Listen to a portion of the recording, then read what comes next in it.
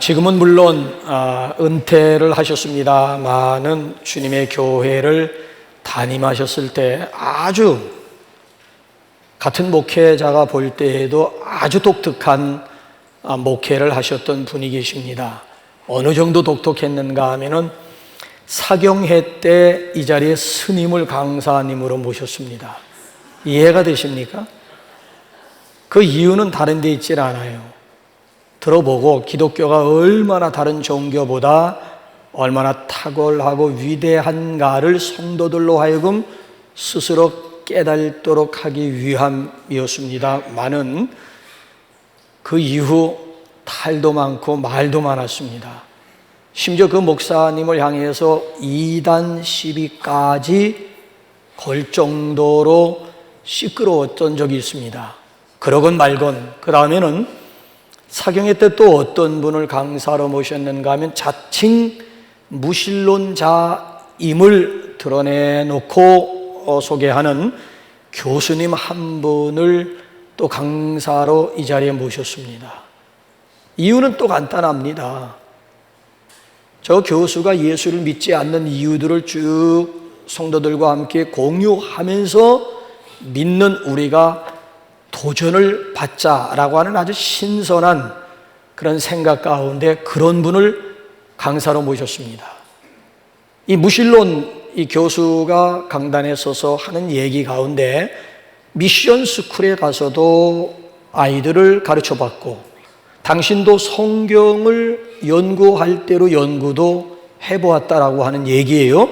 그럼에도 불구하고 자신이 그리스도인이 되지 않는 이유 중에 가장 큰 이유는 참 놀라운 사실은 이상재 선생도 그렇게 좋아하고 인도의 깐디까지도 그렇게 좋아했다고 하는 예수님의 가르침 가운데 가장 핵심이라고 할 수 있는 산상수훈을 제대로 지키는 교회를 아직도 한 번 만나보지 못했다는 이것이 당신이 예수 믿지 않는 이유라고 이야기를 합니다.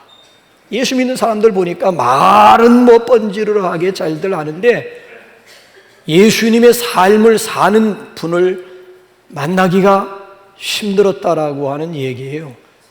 그러면서 무슨 이야기를 하는가 하면은 그 교회 성도들을 향해서 앞으로 여러분들이 산상수훈대로 사는 산상수훈을 지키는 교회가 있으면 저에게 한번 소개해 주시기 바랍니다. 그러면 저도 기꺼이 예수 믿을 용의가 있습니다 라고 이야기를 하더라는 거예요.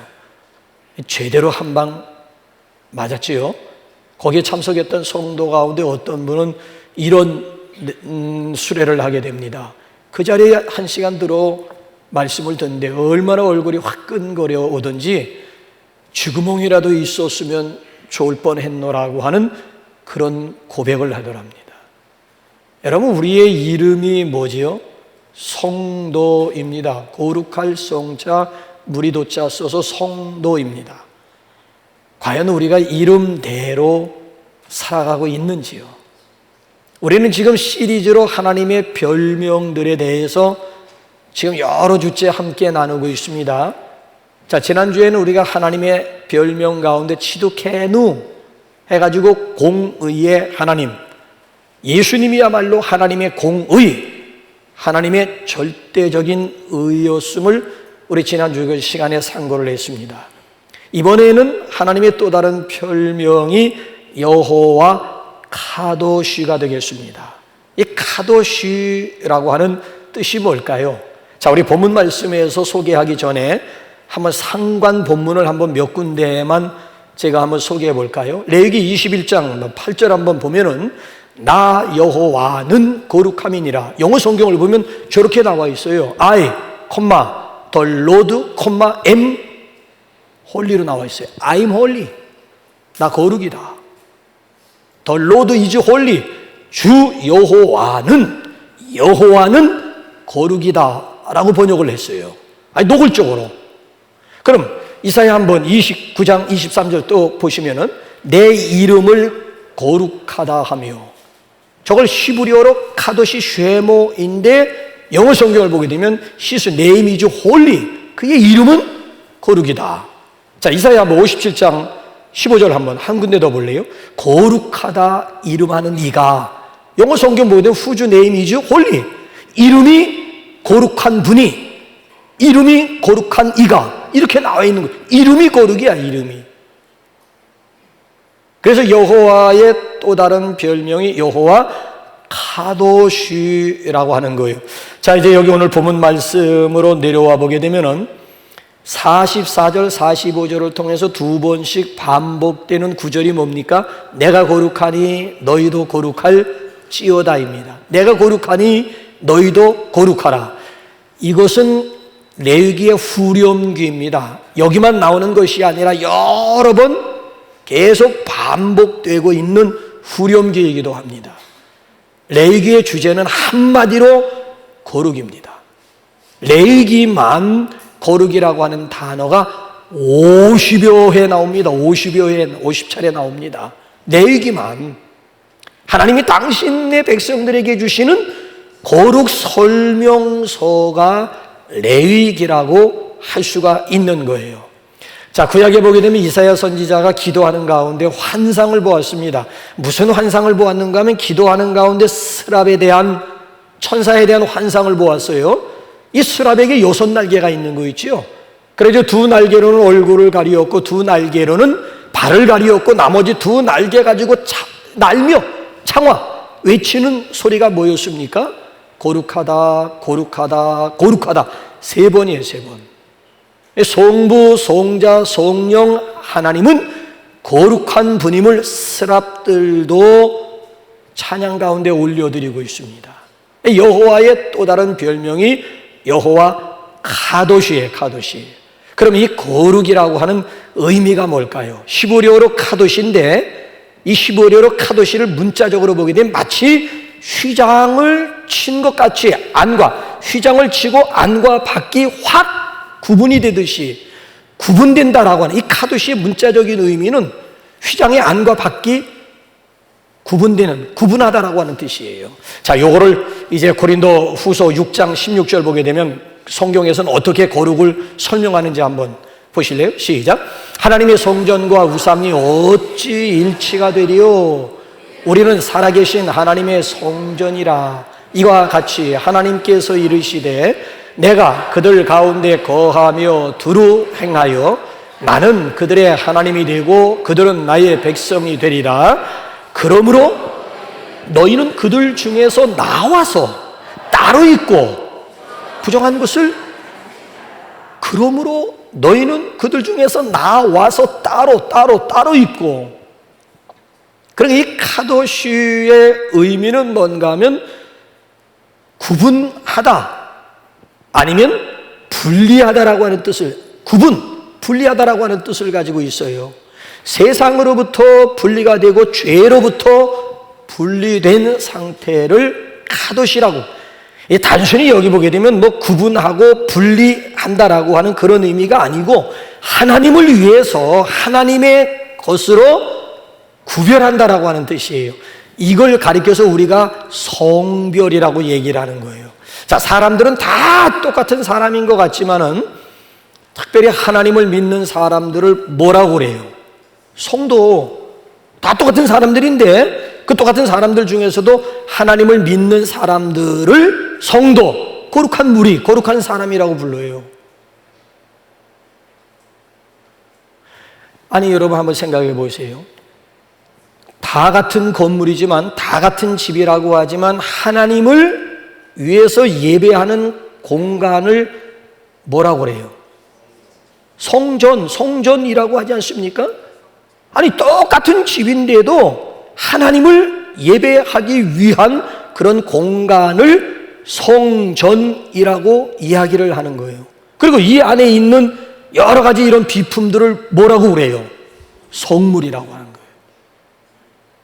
피아노라든지 의자라든지 올겐이라든지 아니면 이 앞에 있는 이 강대상이라든지 등등 이 안에 있는 모든 물건들을 성별, 밖에 있는 물건과 구별되었다고 해서 성물이라고 하는 거예요. 자, 새털같이 많은 날들이지만은 특별히 하나님을 위해서 예배하는 날로 정해놓은 날을 또 뭐라고 그래요? 성일이라고 하는 거예요. 날은 다 똑같지 뭐. 월, 화, 수, 목, 금, 토, 일 다 똑같은 날들이지 뭐. 근데 그 일주일 통해서도 특별히 믿는 사람들이 다 함께 모여가지고 하나님을 예배하는 날로 정해놓은 날을 특별히 성일이라고 하는 거예요. 그래 좌우지간 구별되었다 아니면 성별되었다, 이것이 거룩의 의미예요. 그럼 제가 여러분들에게 한 가지 물어볼까요? 여러분들은 거룩하면은 딱 떠오르는 이미지가 뭐예요? 거룩하면은 여러분 딱 떠오르는 이미지가, 단어나 아니면 이미지가 뭐예요? 거룩하게 되면, 우리나라에 있어서 거룩하게 되면 어떤 게 엄수가 아닙니까? 엄수. 숨조차 쉬기 어려울 정도의 조용한, 아니면 적막함이라든지 아니면 점잖음이라든지 아니면 경직된 그런 분위기 아닐까요? 또 거룩하면 떠오르는 이미지가 뭐예요? 하의는 까만색, 상의는 하얀색 입은 옷을 입은 사람들 생각이 되지 않습니까? 아니면 거룩하게 되면은 성경책, 성경 찬송가를 가슴에 딱 끼고 눈을 지그시 감고 걸음도 촐랑촐랑 걷는 것이 아니라 아주 구름다리로 천천히, 우리가 생각하는 거룩에 대한 이미지가 대체적으로 이런 의미예요. 이런 의미. 이건 바리새적인 거룩이요 유교적인 거룩은 되는지 모르지만 성경에서 말씀하고 있는 거룩과는 거리가 있더라고 하는 거예요. 자 보세요. 긴 세마포 옷을 입기를 즐겨하고 일부러 얼굴을 심각하게 만들고 그리고 사람들에게 문안받는 것을 좋아하는 바리새인들의 거룩 기준으로 볼 때 그 당시 예수님은 날라리 중에 날라리입니다. 자유주의도 이런 자유주의가 없는 거예요. 예수님은 율법 파괴자로 본 거예요. 그러니까 예수님께서 마태복음 5장에서 나는 율법을 파괴하러 온 것이 아니라 도리어 온전케 하러, 아니 얼마나 공격을 많이 받으셨으면 예수님께서 그에 대한 반작용으로 나는 절대 율법을 폐하러, 율법을 파괴하기 위해서 온 자가 아님을 역설적으로 강조하셨겠느냐라고 하는 거예요. 그 당시에 바리새인들과 서기관들이 예수님에게 붙여준 불명예스러운 별명이 뭔 줄 아십니까? 보라, 먹기를 탐하고 포도주를 즐기는 이요 세리와 죄인의 친구로다. 예수님이 얼마나 잡수시기를 좋아하셨는지 모르겠습니다만 보라, 먹기를 탐하고 포도주를 즐기는 이요 세리와 죄인의 친구로다. 이게 바리새인들과 서기관들이 예수님에게 붙여준 불명예스러운 별명, 예수님의 또 다른 별명이었습니다. 별명. 그런데 여러분, 예수님처럼 하는 것이 그게 거룩이고 그게 경건이라고 하는 거예요. 주변에 있는 사람들이 예수님을 향해서 뭐라고 하든 말든 간에 예수님처럼 하는 것이, 이것이 바로 경건이요, 이것이 거룩이라고 하는 거예요. 그러고 보면 우리가 생각하는 거룩이라고 하는 것은 진짜 거룩이 아니에요. 진짜 거룩이 아니에요. 바리새적인 거룩 아니면 유교적인 거룩은 될 수 있을런지 모릅니다만은 예수님께서 가장 밥맛으로 생각하면서 가장 공격해왔던 그런 모습을 우리는 거룩인 것처럼 지금까지 여겨왔고 생각해왔다라고 하는 거예요. 예수님의 거룩과 바리새인들의 거룩의 차이점을 꼽으라고 한다면요, 바리새인들의 거룩이라고 하는 것은 다분히 형식적이면서도 율법적인 요소가 너무 강한 거예요.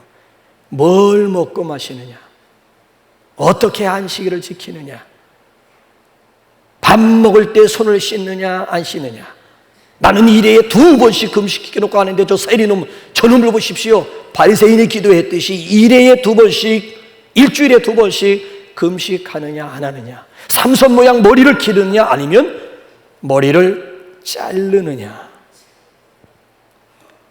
그러니까 이게 다 남들이 나를 어떻게 보는가에 대한 기준이라고요. 그러니까 다른 사람들이 나를 거룩한 사람이라고 생각하게끔 그런 인상을 주기 위해서 노력을 하다 보니까 그게 외식이, 예수님이 볼 땐 외식주의자들이 되어버리고 만 거예요. 여러분, 그런데 예수님의 거룩이라고 하는 것은 너무나 자연스러워요. 너무나 이런 경직된 이런 거룩이 아니고 예수님이 말씀하시는 예수님의 삶에서 발견하는 거룩을 보게 되면 너무 자연스러운, 너무 극히 자연스러운 거 있지요. 그분과 함께 있으면 부정적인 그런 분위기가 긍정적으로 바뀌어지게 되고, 그분과 함께 있으면은 불교적인 추상집도 아니고 유교적인 제사집도 아니고 예수님과 함께 있으면 늘 잔치집, 어두운 분위기가 그분으로 인해서 밝아지게 되고, 외로움을 느끼다가도 그분과 함께 있으면 마치 친구가 생긴 것 같고 내가 의지할 대상이 생긴 것 같은, 이런 것이 진짜 예수님이 말씀하고 있는 삶 속에서의 거룩이라고 하는 거예요. 거룩. 바리새인들의 경직된 그런 거룩이 아니고요, 우리 예수님의 자연스러운 거룩을 우리 삶 가운데 익혀가야 할 줄로 믿습니다. 하나님이 우리에게 주신 가장 큰 계명은 관계잖아요. 관계. 제일 큰 계명이 무엇입니까? 묻는 질문에 예수님이 뭐라고 대답합니까? 수직적으로는 하나님과 올바른 관계고 수평적으로는 이웃과의 올바른 관계임을 말씀하고 있지 않습니까? 그래서 우리가 아름다운 관계를 이루어가면 이루어갈수록 점점 더 거룩한 사람이 되는 거예요. 그래서 우리가 거룩해진다라고 하는 것은 점점 사랑의 관계 속으로 들어가는 거예요. 들어가는 거예요. 결코 이 거룩이라고 하는 것이 추상적인 개념이 아니라고. 그러니까 예수님처럼 생각하고 그냥 예수님처럼 말하고 예수님처럼 행동하는 것이 그게 거룩이에요. 그래서 우리가 예수님을 알아가면 알아갈수록 점점 더 거룩한 사람이 되어가는 거예요. 믿음의 주여 또 온전하게 하시는 이인 예수님만을 바라볼 수 있기를 주님의 이름으로 축원합니다. 예수님 닮아가는 저와 여러분들이 되시기를 주님의 이름으로 축원합니다. 자, 그렇다면 이게 거룩이에요. 카도시라고 하는 것은 구분, 구별 또는 아니면 성별이라고 하는 의미를 가지고 있고요. 그러면 두 번째 질문으로 why? 왜 우리가 거룩한 삶을 왜 거룩한 자가 되고 거룩한 삶을 살아야 될까요? why? 이유가 분명합니다. 이유가 다른 데 있는 게 아니고 오늘 여기 본문에서 한번 찾아보세요. 자, 44절 45절을 why 차원으로 여러분이 읽으세요. 시작. 나는 여호와 너희의 하나님이라. 내가 거룩하니 너희도 몸을 구별하여 거룩하게 하고 땅에 기는 길짐승으로 말미암아 스스로 더럽히지 말라. 나는 너희의 하나님이 되려고 너희를 애굽 땅에서 인도하여 낸 여호와라. 내가 거룩하니 너희도 거룩할지어다. 44절에서도 내가 거룩하니 너희도 거룩하라. 45절에서도 내가 거룩하니 너희도 거룩하라. 영어 성경을 보게 되면 You must be holy for I am holy로 나와요. You must 해도 되고 안 해도 된다라고 하는 얘기가 반드시.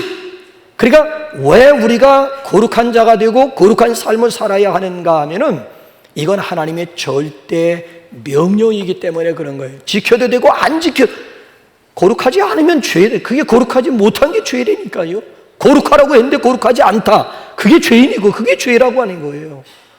더군다나 하나님의 명령이기도 하지만은 이건 우리를 향하신 하나님의 유일한 뜻이기도 합니다. 데살로니가전서 4장 3절 확인 한번 할까요? 시작. 하나님의 뜻은 이것이니 너희의 거룩함이라. 하나님의 뜻이 다른데 하는 거 아니에요.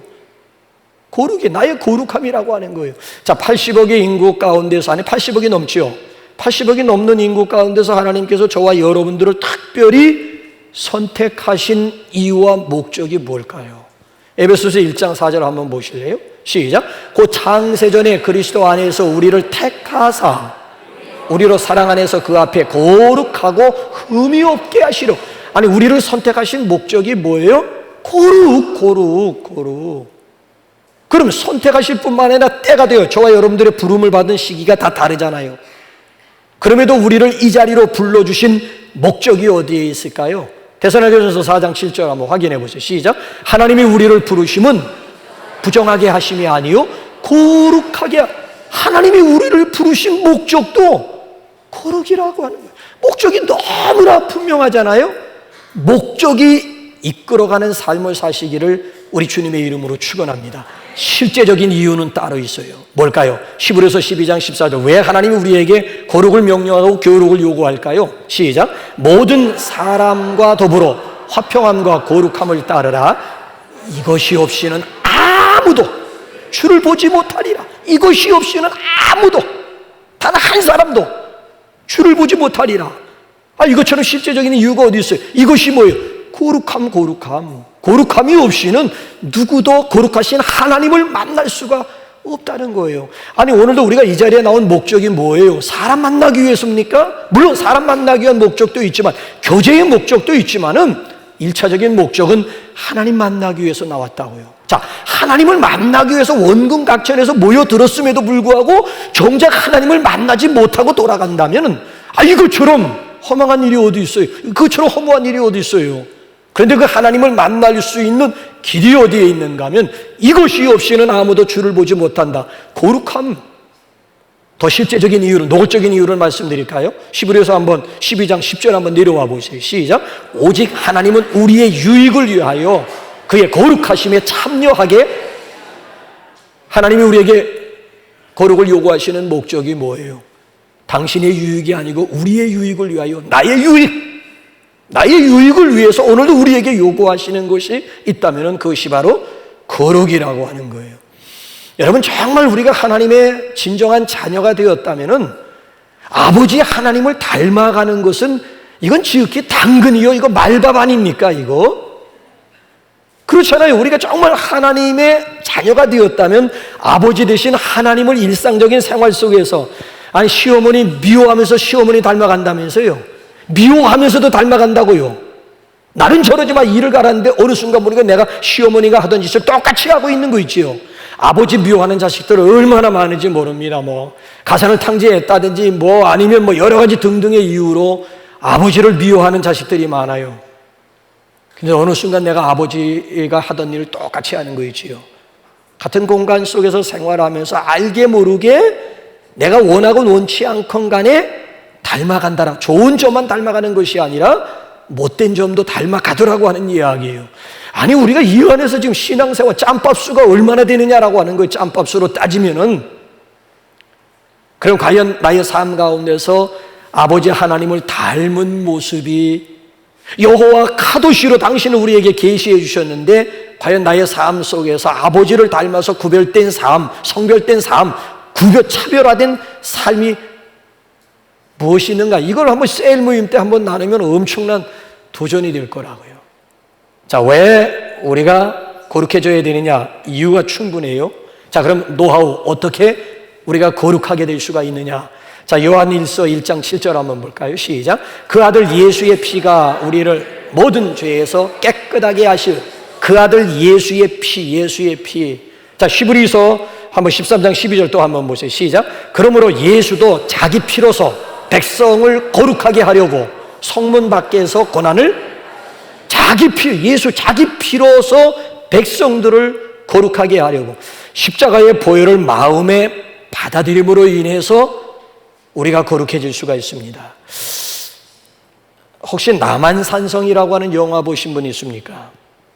1636년 12월 9일은 중국의 청나라 대군이 압록강을 넘어가지고 우리 조선 땅을 침략한 병자호란이 시작된 날입니다. 그 당시 왕이 누구였어요? 16대 인조 임금이었잖아요. 남한산성으로 가서 25일간 버티다가 결국 그 다음에 1월 3일 날 청나라 태종에 의해서 무릎을 꿇고 결국 항복을 하게 됩니다. 25일 동안 버티다가. 그래서 결국 많은 왕자와 더불어 왕족들과 더불어 많은 부인들이 포로로 끌려갔어요. 그래서 그곳에서 얼마나 말할 수 없는 고통을 겪었어요.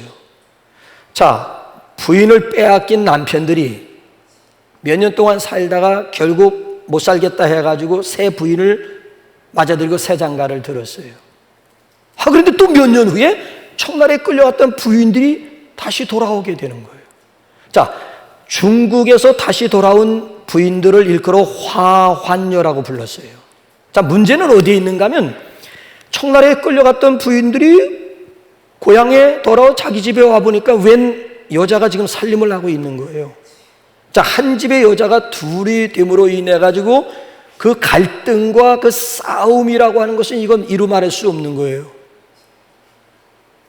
그런데 부인을 빼앗기고 새장가 들지 않는 남편들조차도 청나라에서 돌아온 자기 부인을 맞아들이지. 왜? 정조를 잃어버린 아내라고 해가지고 아내를 맞아들이지 않음으로 인해 가지고 이게 사회적인 아주 큰 혼란과 더불어 문제가 되는 거예요.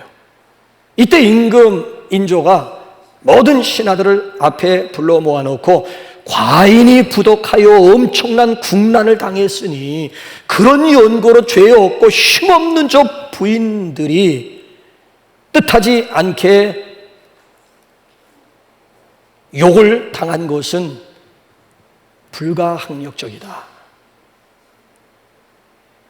그죠? 부인들이 무슨 죄가 있어요? 힘없고 죄 없는 부인들이 청나라에 끌려가서 욕을 당할 대로 욕을 당한 것은 이건 불가항력적이다라고 말하면서 부인들의 무죄를 선언함과 더불어 새로운 국법을 하나 발표했습니다.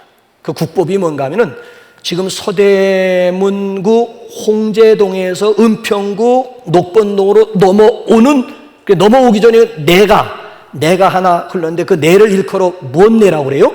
홍제천이라고 얘기를 하는 거예요. 그러니까 이 인조 왕이 무슨 새로운 국법을 발표하게 됐는가 하면 화환녀들이 중국에 끌려갔다 돌아오는 이 화환녀들이 속옷 차림으로 그 홍내천을 건너게 되면 지난날의 모든 부끄러움과 수치가 물러갔다, 씻겨진 것으로 간주를 한다라고 하는 거예요. 그리고 홍내천을 건너온 그 화환녀들에게 어느 누구도 돌을 던지거나 과거의 허물을 들추어내서는 안 된다, 이걸 어명으로 발표를 하게 된 거예요. 어떻게 보게 되면 이 인조는 정말 괜찮은 왕이기도 하지. 왜냐하면 가정의 회복을 위해서 아니면 나라의 혼란을 안정시키기 위해서 그 나름대로 노력한 임금 중에 임금이라고 할 수가 있습니다. 근데 제가 여기서 여러분들에게 한 가지 좀 묻고 싶은 게 있어요. 여러분, 이렇게 한다고 해서 그 여인들의 지난날의 모든 과거의 수치가 과연 지워질 수 있는 것입니까? 아니, 홍제천, 속옷 차림으로 화환녀들이 속옷 차림으로 홍제천을 건너왔다고 해서 그 부인들이 거룩해질 수 있느냐라고 하는 질문이에요. 비록 어명으로 인해 가지고 그 여인들에게 돌을 던지는 사람들이 없고 손가락질하는 사람들이 없었다 할지라도 그들만이 아는 자신의 과거가 있잖아요. 자, 국법으로 선포하고 발표했다고 해서 떳떳하게 고개를 쳐들고 과연 돌아다닐 수가 있었을까? 그들만이 아는, 자신만이 아는 그 과거에 그 부끄러움이 있고 수치가 있는데 홍제천을 건넜다고 해서 왕이, 나라가 그렇게 간주해 준다고 해서 과연 깨끗해질 수가 있고 거룩해질 수가 있겠느냐라고 하는 질문이에요. 아니에요.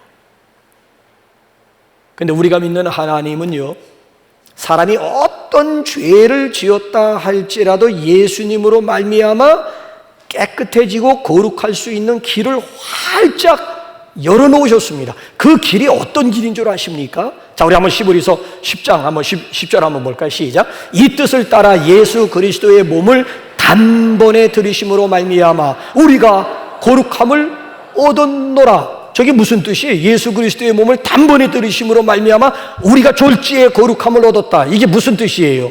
자, 9장으로 한번 넘어가세요. 히브리서 9장 12절에도 더 구체적으로 설명해 주고 있어요. 시작. 염소와 송아지의 피로 하지 아니하고 오직 자기의 피로 영원한 속죄를 이루사 단번에 성소에 들어가셨느니라. 염소와 황소의 피와 및 암송아지의 죄를 부정한 자에게 뿌려 그 육체를 정결하게 하여 거룩하게 하거든 하물며 영원하신 성령으로 말미암아 흠없는 자기를 하나님께 드린 그리스도의 피가 어찌 너희 양심을 죽은 행실에서 깨끗하게 하고 살아계신 하나님을 섬기게 하지 못하겠느냐.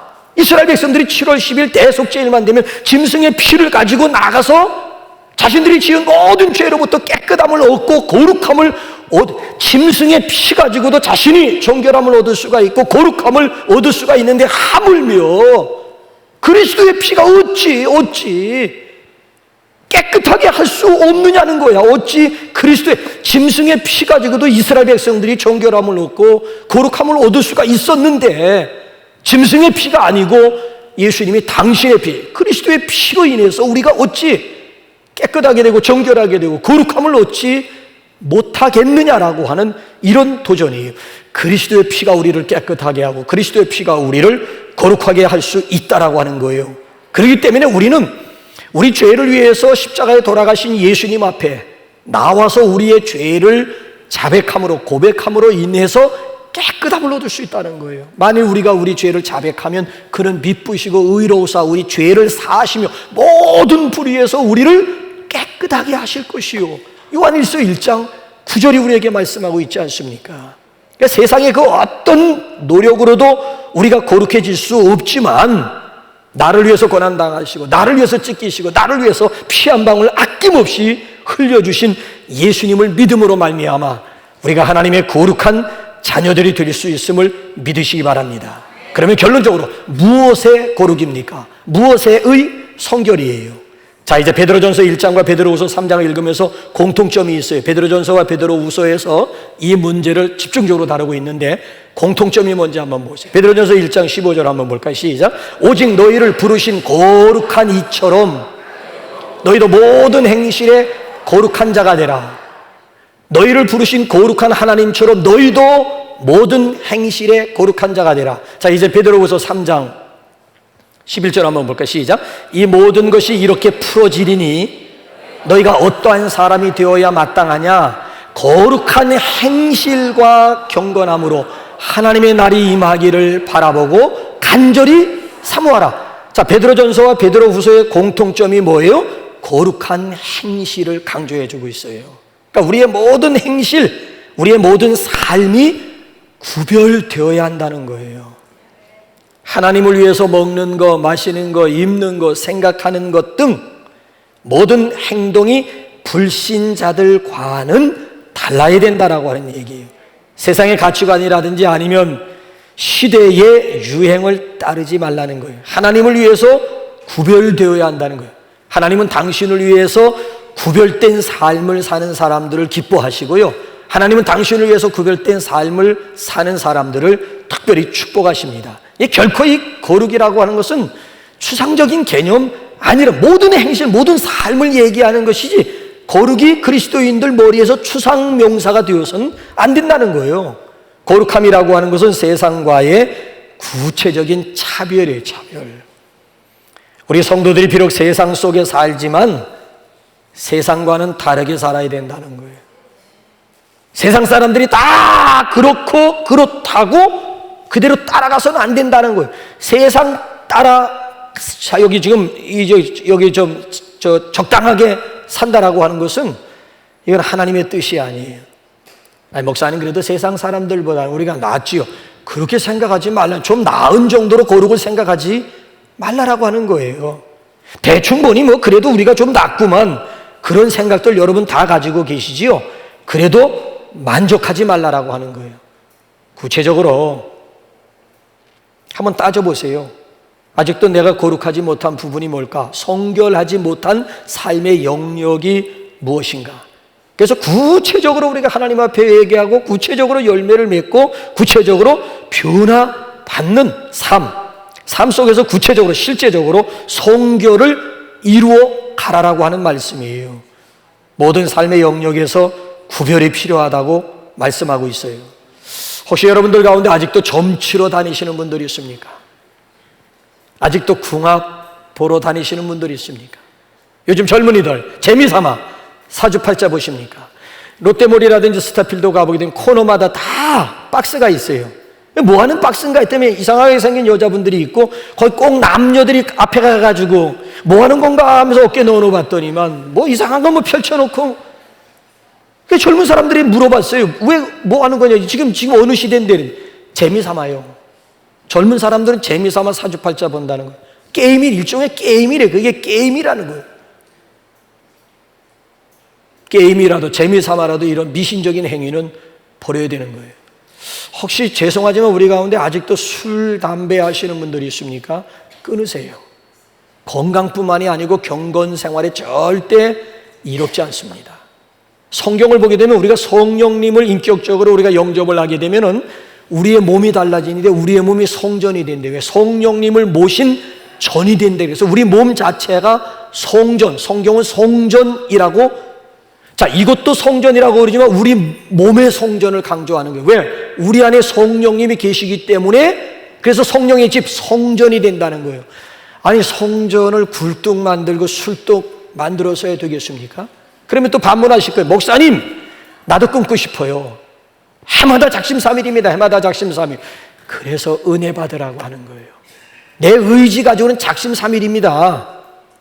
해봐서 알아요. 무슨 의미인지 모르겠습니다만은 어쨌든 자오는 내 의지 가지고는 작심삼일이라니까. 근데 은혜를 받게 되면, 아니 우리 가운데 은혜 받아서 술, 담배 끊으신 분들이 지금 여기 한두 명입니까? 그분들이 나와서 간증하시라고요. 나도 완전 꼴초 중에 꼴초이고 완전. 근데 내가 은혜를 받고 보니까 이것이 속에서 받지라 거부하더라. 그래서 먹고 싶고 마시고 싶은데 내가 하지 못해서 오늘 결국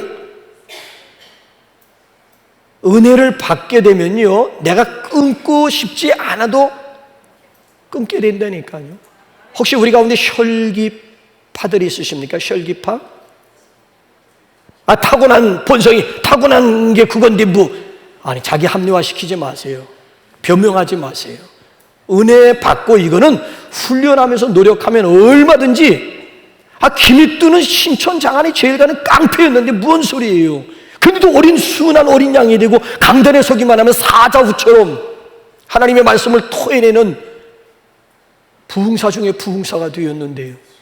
아주머니가 정말 저 양반이 정말 변화되었나 하고 뜸을 가지고 막 뒤집어 썼더니만 툭툭 털면서 그 부인에게 한 말이 뭔 줄 아세요? 예수는 내가 믿고 복은 자네가 받았구만. 만약에 내가 예수 믿지 않았으면 오늘이 당신 제삿날이다. 그 정도로 주먹을 날리고 막 혈기 중에 혈기파였음에도 불구하고 예수 믿고 나서 어린 양으로 변화가 된 뭔 소리라는 거예요. 혹시 우리 가운데 두 얼굴을 가지고 사시는 분들이 있습니까?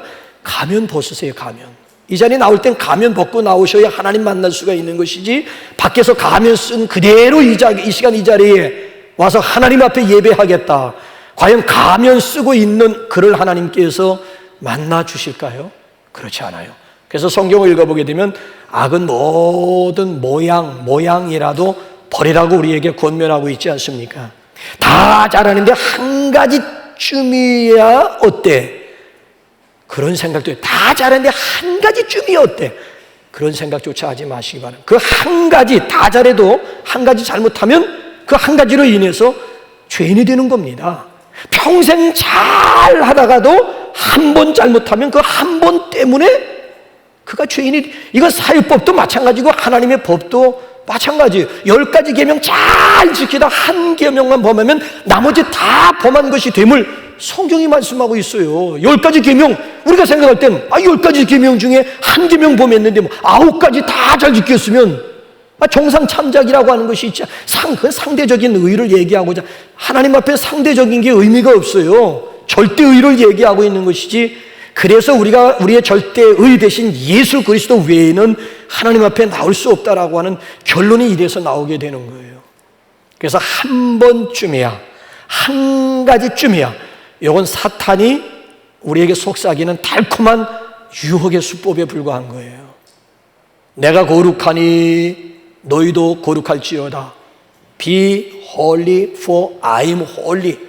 그러니까 우리가 하나님의 백성, 하나님의 자녀라면은 하나님의 자녀답게 살아가야 할 줄로 믿습니다. 그래서 우리 이번 한 주간 동안도 우리 성결한 삶으로 거룩하신 하나님을 기쁘시게 해드리는 하나님의 사랑받는 자녀들이 되시기를 주님의 이름으로 축원합니다. 우리 이 시간